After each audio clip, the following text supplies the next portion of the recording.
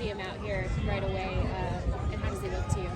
Yeah, like I said back in the spring, it's glad I don't have to be a part of any of that stuff for any of these guys. Right? I just get to come out here and pour everything I can into these guys, just like all the other coaches. But yeah, particularly for him, anytime you have number 9, you're in the fight, in practice, in the game. He's such a joy to be around. And I'm not just saying that. It's awesome being with this guy and trying to do everything I can to help him in any way that he needs. Like I said, he helps me as much as he helps me a lot more than I help him. So it's been a joy. And he looks like number 9. He looks like he can go as long as he wants. So hopefully that's a long time. It looks like DeMarcus is getting a lot of weight from him. Yeah, he's done a great job. DeMarcus got here later last year, right? I think it was probably even in June, so he missed all OTAs. And you're kind of already in the behind the 8 ball when it comes to training camp, particularly with just the injuries of Matthew and Cooper from that 22 years. So we had a lot of things that we were working through last training camp, a lot of unknowns, and for him to be able to have the back half of the year that he had, have OTAs, and just come into camp knowing exactly what we're trying to get done. It's been awesome. He's like Matt, he's a joy to be around. He has such great energy. He has such great vibes. Even when he wasn't playing, he just did whatever we asked for him. And he's a great teammate, great in the locker room, and now a guy like Cooper, after a great rookie season, it looks like, out here, like I told Coach yesterday, like he's lighting it up. Like, which ways have you guys seen him improve from even with the year he had last year? Yeah, I was joking around with him. Last year he wore a long T-shirt, and this year after working out with the off-season, he wants to show off his washboard a little bit. So his body's right, his mind's right. He's not content with and he's around this locker room and being around a guy like Cooper Kupp. He'll never be content. He's going to keep pushing forward. There's more out there. As an offense, what's the teaching process been like with continuing to get Steve back into doing this? Yeah, I mean, it's that was a big change for him. And he got to learn from 2 of the best in Coleman Shelton and Brian Allen last year in terms of just how to conduct yourself as a center, what you're looking for, all that. He was swimming in his guard, but he got pretty comfortable swimming there for a while, obviously, and played some really good ball. We asked him to go over to center. He's got a great coach in Ryan Lindell. Again, not just saying that there's a reason he was Tom Brady's center for such a long time. And so he can those centers, they speak a different language to each other, so he's getting more and more comfortable. And again, like I said back in the spring, he's not in this alone. He's got great guards and tackles in that room around him. Wendy, all of his coaches are here to support him. What's that like for you to have a fully healthy Cooper Kupp, and now knowing Cooper is capable because you kind of prepared for that? Yeah, it's awesome. I mean, it's more awesome for those guys. Particularly, let's just talk Cooper. He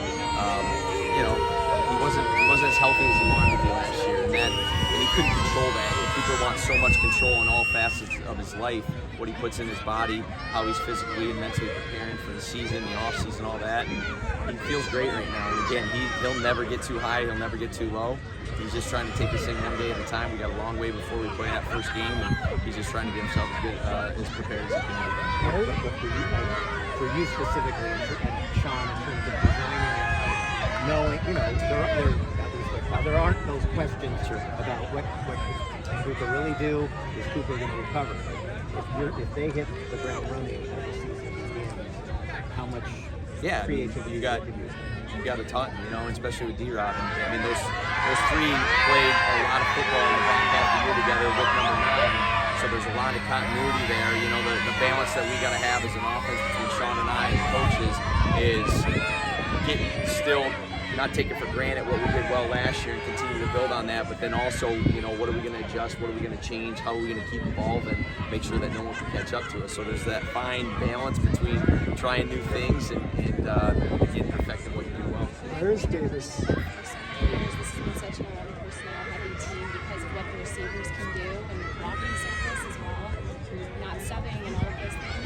But when you have 2 tight ends who look like they could really be a very positive contributor to this roster, how do you balance sort of mixing and matching those things, understanding what the foundation laid by Sean for 7 years at this point has been? Yeah, no, I mean, it's anytime you can be more versatile within your players, within your schemes, and your personnel groups, it's just going to, put more pressure on the defense, So again, there's that balance. We're not out here like 30 years ago running 150 plays, so you got to be very selective, what you're doing out here. You get a lot of walkthrough and stuff like that, where again, that's bigger than people understand in terms of the mental reps and what you can get done there. So no doubt that tight end room, there's some weapons in there, both in the run game and the pass game.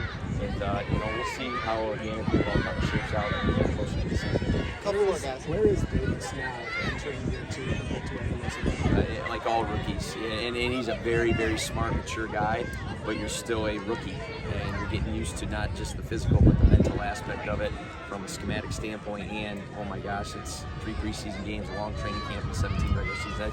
That can look big if you're not where your feet are. I'm not saying his work, but he's a year into this thing. He knows this system. Nick Haley does a great job with all those guys, and he's just getting more and more comfortable. Coach, with your running back room last year coming into training camp was a big question mark. Now you have Kyle and Ruth running on the How good are you with that?